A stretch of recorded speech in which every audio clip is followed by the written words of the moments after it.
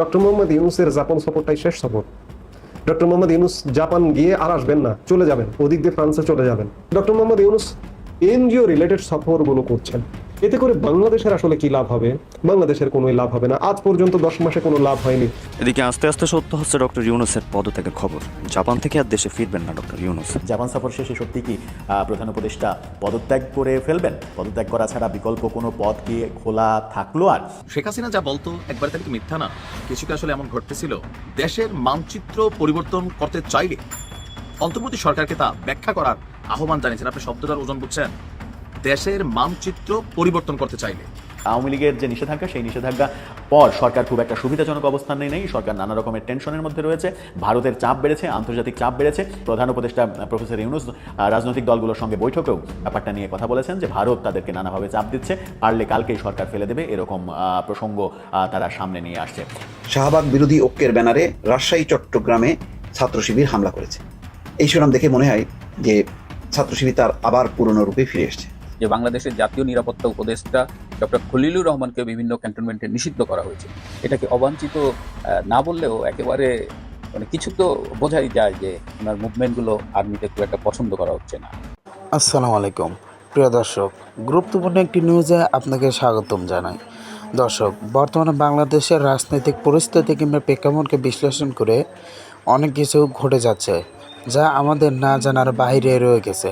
প্রিয় দর্শক, এমন কিছু গুরুত্বপূর্ণ ভিডিওর ফুটেজ নিয়ে মূলত আপনাদের সামনে হাজির হয়েছি। তাই বলবো, যারা ভিডিওটি অন করেছেন তারা সম্পূর্ণ ভিডিওটি মনোযোগ সহকারে দেখতে থাকুন, তাহলে সবগুলো বিষয় খুব ভালোভাবে বুঝতে পারবেন। যাই হোক প্রিয় দর্শক শ্রোতা, এই বিষয় নিয়ে আমি আর বেশি আলোচনা করব না। যারা এখন পর্যন্ত আমাদের এই চ্যানেলটি সাবস্ক্রাইব করেননি তারা প্রতিনিয়ত এরকম আপডেট ভিডিও পাওয়ার জন্য তারা চ্যানেলটি সাবস্ক্রাইব করে পাশে থাকা বেল আইকনটি বাজিয়ে দিন। আর যারা ইতিমধ্যেই করে রেখেছেন তাদেরকে অসংখ্য অসংখ্য ধন্যবাদ।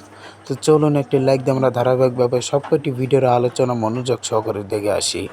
শেখ হাসিনা যা বলতো একবার তার কি মিথ্যা না? কিছু কি আসলে এমন ঘটতেছিল? যদি তাই না হয় তাহলে এই মুহূর্তে ডক্টর মোহাম্মদ ইউনূসের কাছে বিএনপি যে বিষয়গুলোর ব্যাখ্যা চেয়েছে, বা ডক্টর মোহাম্মদ ইউনূসের এই সরকার অনেক কিছুই রাজনৈতিক দলগুলোর সাথে আলাপ আলোচনা না করে অনেক সিদ্ধান্তে পৌঁছে যাচ্ছিলেন, কিন্তু রাজনৈতিক দলগুলোর বাধার মুখে আবার সে সিদ্ধান্ত পরিবর্তন করছেন। এই যখন সিচুয়েশন, তখন দেশের মানচিত্র পরিবর্তন করতে চাইলে অন্তর্বর্তী সরকারকে তা ব্যাখ্যা করার আহ্বান জানিয়েছেন। আপনি শব্দটার ওজন বুঝছেন?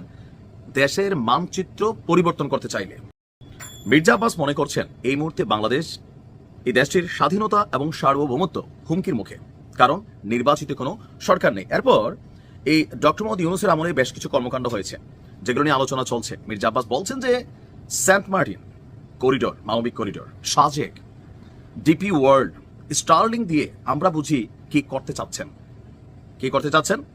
স্টার্লিং বেসিক্যালি তিনি এনেছেন আরাকান আর্মির জন্য। অনেক বড় অভিযোগ, স্টার্লিংকের যে নেটওয়ার্ক এটা বাংলাদেশে চালু হয়েছে। তো স্টার্লিং কেন? মির্জা আব্বাসের বক্তব্যের আসলে তিনি কোনটা বোঝাতে চেয়েছেন বিষয়টা এরকম হতে পারে যে ধরেন মিয়ানমারের সাথে বা আরাকান আর্মির সাথে আমাদের যে স্টেটের অংশে বর্ডার আছে, আশেপাশে বাংলাদেশ সীমান্তে কয়েকটা স্টারলিংকের কানেক্টিভিটি আসতে পারে, আরাকানের ওদিকে নেওয়ার সুযোগ হতে পারে, সম্ভবত এরকম কিছু বুঝাইছেন। তারপর তিনি বলছেন করিডোর কার জন্য? এখান দিয়ে আরাকান আর্মির মাল মশল্লা যাবে। সেন্ট মার্টিন কার জন্য? বিদেশি কোনো সেবাদাসদের হাতে তুলে দেওয়ার জন্য। আপনি চিন্তা করেন এখানে সেন্ট মার্টিন ইস্যু বা বিদেশি শব্দগুলা আওয়ামী লীগের সময় শেখ হাসিনা বরাবরই বলতো যে একটা বিদেশি শক্তি চায়, সাদা চামড়া লুকার ছিল, তিনি রাজি হন নাই, যার কারণে তার সরকার পতন হয়েছে। ইভেন তিনি এই খেলাতে ডক্টর মোহাম্মদ ইউনূসকেও তিনি মনে করেন যে তিনি একটা বড় ধরনের ভূমিকা রেখেছেন দূর থেকে। তো এখন বিএনপি বলছে, মানে বিএনপির স্থায়ী কমিটির সদস্য মির্জা আব্বাস সাহেব বলছেন যে অন্তর্বর্তী সরকার দেশের জনমানুষের আকাঙ্ক্ষিত সরকার, আস্থার সরকার ছিল, কিন্তু এই সরকারের কাছ থেকে আমরা কিছুই পাইনি। এই সরকারের মধ্যে বেশিরভাগ এদেশের নাগরিক নয়। সংস্কার করে নির্বাচন দেবে, কিন্তু তারা 9 মাসেও সংস্কার করতে পারেনি, 9 বছরেও পারবে না। কঠিন সিদ্ধান্ত নেবে, কি সিদ্ধান্ত নেবে তারা তা জানে। এখন এই যে ভয়ঙ্কর ভয়ঙ্কর অভিযোগ, ওনার বক্তব্য, আপনারা মনে করছেন আমরা বুঝি না? আমরা বুঝি। সেন্ট মার্টিন দ্বীপ করিডোর, দ্বিতীয় ওয়ার্ল্ড, স্টার্লিং দিয়ে কি করছেন? আমরা মনে করছেন বুঝি না? আমরা বুঝি। দেশের মানুষকে বোকা ভাববেন না। দেশপ্রেমিক মানুষের ভেতর ভীতির সঞ্চার হয়েছে। আমরা কথা বললেই কাজ শেষ করার কথা বলেন। আমরা জানি কোনো কাজ শেষ করতে পারবেন না। এই সরকারের মাথা থেকে আগা পর্যন্ত পচন ধরেছে। কিছু লোক ইচ্ছাকৃতভাবে চাঁদাবাজি করছে আর এদের প্রতিহত করার আহ্বান জানিয়েছেন। এখন আস্তে আস্তে কনফ্লিক্টে কোথায় যাচ্ছে? জাতির মধ্যে বড় একটা অংশ কিন্তু পরে বিশ্বাস করেই নিবে। তার মানে শেখ হাসিনা সেন্ট মার্টিন ইস্যুতে যে বক্তব্যগুলো দিতেন এগুলা কোথাও না কোথাও লিগ্যাল ছিল।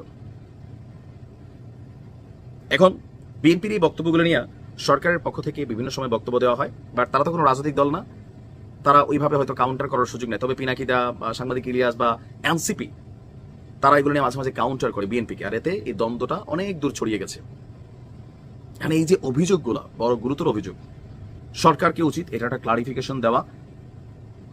মির্জা আব্বাস সাহেব বলছেন যে স্টার্লিং ফিস্টার্লিং ছিল না এক সময়, আমরা তো ভালোই ছিলাম, দেশ নিয়ে তো টেনশন হয়, এখন তো এগুলো আইসা একটা টেনশনের বিষয়। আসলে কি ঘটছে দেশে আল্লাহ ভালো জানে, নিজেদের কাছে মাঝে মাঝে টেনশনে পড়ে যায়। জাপান সফর শেষে প্রধান উপদেষ্টা দেশে ফিরে নতুন কোনো সিদ্ধান্ত ঘোষণা করতে পারেন। নতুন সিদ্ধান্ত কি? যেমন অপূর্ব জাহাঙ্গীর বলেছেন, জনগণকে রাজনৈতিক দলগুলোকে আস্থায় না আনতে পারলে প্রফেসর ইউনূস থাকবেন না। তিনি বরং সাংবাদিকদের উপস্থাপককে উল্টা প্রশ্নই করেন, আপনার কি মনে হয় যে রাজনৈতিক দলগুলোকে আস্থায় আনতে না পারলে প্রফেসর ইউনূস একদিনও ক্ষমতায় থাকবেন? এই প্রশ্ন করেন। তার মানে হচ্ছে প্রফেসর ইউনূস যদি ক্ষমতায় থাকতে না চান, রাজনৈতিক দলগুলোকে আস্থায় যদি আনা না যায়, তাহলে তিনি পদত্যাগ করতে চলেছেন, এবং সেই সম্ভাবনাই এখন পর্যন্ত প্রবল। জাপান সফর শেষে সেরকম একটা ঘোষণা দিয়ে দিলেও অবাক হওয়ার কিছু থাকবে না, যখন বিএনপি তার স্পষ্ট অবস্থান ব্যক্ত করেছে, এবং বিএনপি স্পষ্ট অবস্থান ব্যক্ত করার মাধ্যমে একটা বার্তা দিয়েছে, শোডাউন করেছে যে সরকার ডিসেম্বরের মধ্যে 31শে ডিসেম্বরের মধ্যে নির্বাচনের তারিখ ঘোষণা না করলে বিএনপি আন্দোলনে চলে যাবে। আর আন্দোলনে চলে গেলে সরকার যে টিকতে পারবে না, এটা সরকারও জানে। বিএনপি নেতা গয়েশ্বরচন্দ্র রায় বলেছেন যে আমরা যদি মাঠে নামি তাহলে তো 24 ঘন্টাও টিকতে পারবেন না। আবার মির্জা আব্বাস বলেছেন সরকারের প্রতিটা অঙ্গ প্রত্যঙ্গে পচন ধরেছে। সালাউদ্দিন আহমেদ বলেছেন প্রফেসর ইউনূস পদত্যাগের নামে নাটক করছেন। নুরুল হক নূরের দল বলছে যে প্রফেসর ইউনূস পদত্যাগের নাটক করছেন। এই যে কথাগুলো সরকারের জন্য কাল হবে। সরকার প্রধান উপদেষ্টা জাপান থেকে দেশে ফেরার পরে দুটো কাজ করতে পারেন আমার মনে হয়। বিএনপিকে যেহেতু আস্থায় নেওয়া সম্ভব হচ্ছে না, সেহেতু নতুন যে আলোচনা শুরু করানো হয়েছে বিভিন্নভাবে পৃষ্ঠপোষকতা দিয়ে জাতীয় সরকারের প্রসঙ্গ, সেই জাতীয় সরকারের পদ্ধতিতে আলোচনা শুরু করার একটা চেষ্টা আমরা দেখতে পারি, যেখানে প্রফেসর ইউনূসকে রাষ্ট্রপতি করা হবে এবং তারেক রহমানকে প্রধানমন্ত্রী হওয়ার অফার দেওয়া হবে। কিন্তু বিএনপিকে জীবনেও জাতীয় সরকারের ইস্যুতে রাজি হবে? আমার মনে হয় না যে বিএনপি এত বড় রাজনৈতিক ভুল করবে। তার মানে হচ্ছে সেটাও ব্যর্থ হওয়ার একটা উপক্রম রয়েছে। তাহলে প্রফেসর ইউনূসের সামনে পথ খোলা কি? সামনে পথ খোলা হয় বিএনপিকে এবং সেনাবাহিনীকে আস্থায় নিয়ে সরকার পরিচালনা করা, নতুবা তার ওই সংখ্যাতত্ত্বের বিচারে যে 22টা দল আমাকে সমর্থন দিচ্ছে, সুতরাং সরকার যেটা ইচ্ছা সেটা করবে, সেই প্রত্যাশা পূরণ হবে না। যখন আর্মি আস্থায় নেই, এবং আজকে তিন বাহিনী থেকে জানানো হয়েছে, বিমান বাহিনী, নৌবাহিনী থেকে জানানো হয়েছে যে দেশের স্বাধীনতা সার্বভৌমত্বের ব্যাপারে এতটুকু ছাড় দেয়া হবে না। সুতরাং করিডোর, বন্দর, এই বিষয়গুলোতেও যে তিন বাহিনীর সাপোর্ট পাওয়া যাচ্ছে না, সেটাও নিশ্চিত হয়েছে। এরকম পরিস্থিতিতে তার সম্মানজনক একটা পথ খোলা থাকবে, সেটা হচ্ছে যে পদত্যাগ করা। সেই পদত্যাগ করার ইস্যুতেই কি প্রধান বিচারপতির সঙ্গে তিনি বৈঠক করেছিলেন, এবং প্রধান বিচারপতি পরবর্তীতে রাষ্ট্রপতির সঙ্গে বৈঠক করেছিলেন, যেন প্রধান উপদেষ্টা পদত্যাগ করলে সাংবিধানিক সংকট তৈরি হবে কিনা, নাকি এই সরকারের মধ্য থেকে আরেকজন প্রধান উপদেষ্টা তৈরি হবে, নাকি এই সরকার ভেঙে দিয়ে নতুন করে আরেকটা তত্ত্বাবধায়ক সরকার গঠন করা হবে 90 দিনের জন্য, যারা শুধুমাত্র নির্বাচনের কাজ করবে। এই প্রসঙ্গগুলো সামনে এসে যাচ্ছে। প্রফেসর ইউনূসের সরকার এখন পর্যন্ত যতগুলো পদক্ষেপ নিয়েছে, যেমন সংস্কারের কথা যদি বলি, তাহলে সংস্কারের টপ 13টা যে পয়েন্ট, সেই টপ 13টা পয়েন্টেই সমাধান হয়নি, বিএনপি একটাতেও রাজি হয়নি। সুতরাং সংস্কার কার্যক্রমও আগানো সম্ভব হচ্ছে না। বিচার একদিনের কাজ নয়, তাড়াহুড়া করে বিচার করতে গেলে আন্তর্জাতিকভাবে প্রশ্নবিদ্ধ হবে, এবং সেই প্রশ্নবিদ্ধ বিচার পরবর্তীতে আমরা এমন চিত্র দেখতেও পারি যে আজকে কোনো একজনের ফাঁসির আদেশ দেওয়া হলো, তারপরে পট পরিবর্তনের পরে বীর বিক্রমে তিনি কয়েকদিনের মধ্যে জেল থেকে বেরিয়ে এসে শাহবাগে দাঁড়িয়ে বললেন যে আমি আজ মুক্ত, আমি আজ পাখির ডানা মেলে উড়ে বেড়াবো, আমাকে বাধা দেওয়ার কে আছে? সেরকম পরিস্থিতি যদি আমরা দেখি, তাহলে অবাক হওয়ার তো কিছু থাকবে না, কারণ সেরকম উদাহরণ বাংলাদেশে অলরেডি ঘটে গেছে। এইরকম বাস্তবতায় সরকার কি করবে সেটা একটা বড় বিষয়। তবে আমার মনে হয় যে জাপান সফর শেষে সত্যি সত্যি বাংলাদেশে বর্তমান ক্রান্তি লগ্নে নতুন কোনো সিদ্ধান্তের দিকে সরকারকে যেতে হবে। সেই সিদ্ধান্ত পজিটিভ হোক আর নেগেটিভ হোক, কার পক্ষে গেল কি গেল না, আমরা সবসময় আমাদের প্ল্যাটফর্ম থেকে বলে আসছি যে সিদ্ধান্তটা কার পক্ষে গেল কার পক্ষে গেল না, দ্যাট ডাজ নট ম্যাটার। একটা মাত্র পয়েন্ট আমাদের বিবেচ্য, সেটা হচ্ছে সিদ্ধান্তটা বাংলাদেশের পক্ষে থাকলো কিনা, সেই পয়েন্টেই আমরা অবিচল থাকতে চাই। দর্শক, আপনার কি মনে হয় জাপান সফর শেষে সত্যি কি প্রধান উপদেষ্টা পদত্যাগ করে ফেলবেন? পদত্যাগ করা ছাড়া বিকল্প কোনো পথ কি খোলা থাকলো? আর ডক্টর ইউনূসের জাপান সফরে বাংলাদেশের জন্য কি হতে যাচ্ছে? আজকে তিনি নিক্কেই ফোরামের সম্মেলনে যোগদান করেছেন। আমি তার আগে একটু বলি যে জাপানে প্রবেশ নিয়ম, জাপানের সাথে কি ডক্টর মোহাম্মদ ইউনূসের এটি কি রাষ্ট্রীয় সফর? রাষ্ট্রীয় সফর হলে আমরা কি ডক্টর মোহাম্মদ ইউনূস জাপানে যে প্রবেশ করলেন, সেখানে কি কোনো সরকারের জাপানের কোনো মন্ত্রী পর্যায়ের প্রতিনিধি ছিলেন তাকে রিসিভ করবার জন্য? তাকে লাল গালিচা সংবর্ধনা দেওয়া হয়েছে? তাকে গার্ড অফ অনার দেওয়া হয়েছে? এগুলোর উত্তর যদি বলি তাহলে বলবো যে না। বাংলাদেশের জাপানে বাংলাদেশের যে হাই কমিশন আছে, দূতাবাস আছে, জাপান দূতাবাসের বাংলাদেশের রাষ্ট্রদূত মিস্টার দাউদ সাহেব ডক্টর মোহাম্মদ ইউনূসকে রিসিভ করেছেন। অর্থাৎ রাষ্ট্রীয় সফরের চরিত্র এটি নয়। এখানে বলা হচ্ছে সরকারের তরফ থেকে, সরকারের পক্ষ থেকে, যে এই সফরে জাপানের প্রধানমন্ত্রী শিগেরু ইশিবার সঙ্গে ডক্টর মোহাম্মদ ইউনূসের সাক্ষাতের কথা রয়েছে, দ্বিপাক্ষিক বৈঠকের কথা রয়েছে সরকারের তরফ থেকে। আদৌ দ্বিপাক্ষিক বৈঠকটি হবে কিনা সেটি বলা কঠিন, কারণ কাতারে গিয়েছেন, কাতারের আমিরের সাথে তার সাক্ষাৎ হয়নি, বৈঠক হয়নি। আবার আমি একটু পেছনে ফিরে যাই, যে এয়ারপোর্টে রিসিভ, এই যে যতগুলো দেশ সফর করেছেন ততগুলো দেশে কোনো দেশে ডক্টর মোহাম্মদ ইউনূস প্রবেশের মুহূর্তে রাষ্ট্রীয় যে প্রোটোকল, রাষ্ট্রীয় যে রিসিপ্ট, লাল গালিচা সম্বোধনা, গার্ড অফ অনার এবং রাষ্ট্রীয় প্রোটোকলের যে রেওয়াজ, রাষ্ট্রীয় প্রতিনিধি, কোনো মন্ত্রী, প্রতিমন্ত্রী, উপমন্ত্রী যে রিসিভ করেন একজন রাষ্ট্র অতিথিকে, সেটি কোনো দেশেই আসলে সেই অর্থে ঘটেনি। জাপানেও ঘটেনি। জাপানের প্রধানমন্ত্রীর সাথে দেখা করবেন, জাপানের সবচেয়ে বড়, বাংলাদেশের সবচেয়ে বড় দাতা সংস্থার মধ্যে একটি, বা জায়গা প্রধানের সাথে সাক্ষাৎ, তার আরো বিভিন্ন জায়গায় সাক্ষাৎ, এগুলো সাক্ষাৎ হয়ে আসলে কি হবে? জাপান তো আমাদের অনেক পুরনো বন্ধু, অকৃত্রিম বন্ধু। এই যে একটা ভিডিও দেখলাম সাম্প্রতিক সময়, ডক্টর ইউনূস বলছেন যে জাপানি ভাষা শিখে জাপানে পাঠানো হবে বাংলাদেশি তরুণদের। এগুলো কি জাপানে পাঠানো কি ডক্টর ইউনূসের অর্জন? এটি বাংলাদেশের কূটনীতির অর্জন, বিগত 16 বছরের সরকারেরই অর্জন। জাপানে ইতিমধ্যে কয়েক হাজার কর্মী জাপানি ভাষা শিক্ষা শিখে সেখানে গেছেন। আমার নিজের পরিচিত আত্মীয় স্বজনের মধ্যেও জাপানে গেছেন অনেকে। এটি বেশ কয়েক বছর ধরে চালু আছে। এটিতে নতুন করে ডক্টর মোহাম্মদ ইউনূসের আসলে কিছু করার নেই। এবং জাপানের কাছে ঋণ চাইবেন, 7টি সমঝোতা স্মারক সই হবার কথা আছে, ইত্যাদি নানান কথা বলা হচ্ছে।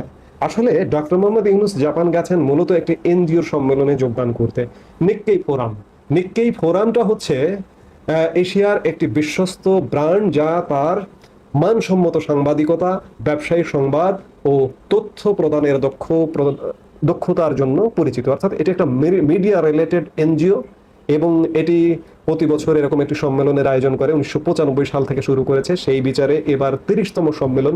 এই সম্মেলনটিতে ডক্টর মোহাম্মদ ইউনূস এনজিও ব্যক্তিত্ব মূলত এই সম্মেলনটিতেই যোগদান করবার জন্য তিনি গেছেন। পৃথিবীর যে প্রান্তে সফরে গেছেন এখন পর্যন্ত, ওয়ার্ল্ড ইকোনমিক ফোরাম একটা এনজিও, বেসরকারি অর্গানাইজেশন মানে এনজিও। তারপরে কাতারে আর্টনা ফাউন্ডেশনে গেছেন, কাতারের আমির পরিবারের সদস্যরা সেই আর্টনা ফাউন্ডেশনের সাথে যুক্ত, সেখানে তিনি গেছেন।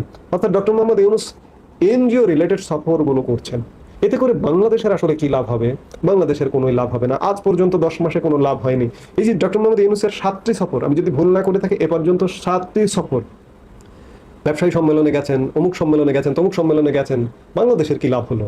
10 মাসে বাংলাদেশে বিদেশিদের প্রতি আগ্রহ কেমন, কিংবা বাংলাদেশে বিদেশি বিনিয়োগটা কেমন? নেই, শূন্যের কোঠায়। এবং ডক্টর মোহাম্মদ ইউনূসকে আমি বারবার সম্মানের কথা বলছি, যথাযথ সম্মান দেওয়া হচ্ছে না কেন? বিশ্ব বোঝে যে ডক্টর মোহাম্মদ ইউনূস আসলে কোনো নির্বাচিত সরকার প্রধান নন, রাষ্ট্রপ্রধান নন, যার কারণে ডক্টর মোহাম্মদ ইউনূসকে সেই সম্মানের আসনে আসীন করবে না বিশ্ব। বাংলাদেশে বিনিয়োগ হবে না, কারণ বাংলাদেশে একটা আনস্টেবল সরকার। এই সরকারের আমলে যত কথাই বলুন না কেন, বাংলাদেশে বিনিয়োগ আসবে না। ঠিক তেমনি ভাবে যে জাপান সফর নিয়ে যে গল্প প্রচারণা, আসলে কিচ্ছু না, এগুলো নাথিং। আরেকটি বিষয় যে অনেকে হয়তো বলতে চেষ্টা করবেন, এখন এগুলো বলা কমে গেছে, যে ডক্টর মোহাম্মদ ইউনূসের জাপান সফরটাই শেষ সফর। ডক্টর মোহাম্মদ ইউনূস জাপান গিয়ে আর আসবেন না, চলে যাবেন, ওদিক দিয়ে ফ্রান্সে চলে যাবেন। এখন পর্যন্ত সেই অবস্থাটা হয়নি। ডক্টর মোহাম্মদ ইউনূস জাপান সফরে গেছেন, যথা নিয়মে তিনি চলে আসবেন, কারণ তার পেছনে সেনাবাহিনী আছে, তার পেছনে রাজনৈতিক দল আছে, 2-1টা জামাতে ইসলামের মতো রাজনৈতিক দল আছে, আগামীর যারা রাষ্ট্র পরিকল্পনা করছেন তাদের মতো আছেন। সেনাবাহিনী যদি থাকে, তাহলে ডক্টর মোহাম্মদ ইউনূস যে এজেন্ডাগুলো বাস্তবায়ন করতে এসেছেন, সেই এজেন্ডাগুলো বাস্তবায়ন করবেন, তারপরে যাবেন। ডক্টর ইউনূসকে নির্বাচনের জন্য বিশেষ করে বাংলাদেশের একটি অন্যতম বড় রাজনৈতিক দল বিএনপি বারবার চাপ দিচ্ছে। এই যে গতকালকেও তারুণ্যের সম্মেলনে বিএনপি প্রধান ভারপ্রাপ্ত চেয়ারম্যান তারেক রহমান লন্ডন থেকে ভার্চুয়ালি যুক্ত হয়ে ডিসেম্বরে নির্বাচনের দাবি করেছেন। বিএনপির দাবি ডক্টর ইউনূসের কানে পৌঁছাবে না, কারণ ডক্টর মোহাম্মদ ইউনূস আসলে একটা ঠিকাদারি নিয়ে এসেছেন।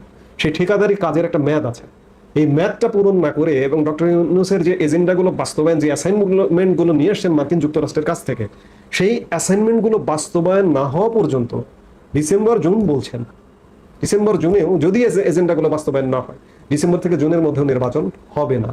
নানা অজুহাত, নানা ছুতোয় আরো পিছিয়ে যেতে পারে। আবার যদি এজেন্ডাগুলো বাস্তবায়ন হয়ে যায়, জুনের আগেও বাস্তবায়ন হয়, তাহলে একটা লামসাম নির্বাচন দিয়ে ডক্টর মোহাম্মদ ইউনূস প্রস্থান করবেন। কাজেই যে এখন যে বিদেশ সফর, এখানে যাচ্ছেন ওখানে যাচ্ছেন, বিদেশ সফর থেকেই তিনি পলায়ন করবেন, এটি এখনো পর্যন্ত হবে না। আমি আলাপটা শুরু করেছিলাম যে ডক্টর মোহাম্মদ ইউনূসের জাপান সফরে বাংলাদেশের কি হবে? কিচ্ছু হবে না।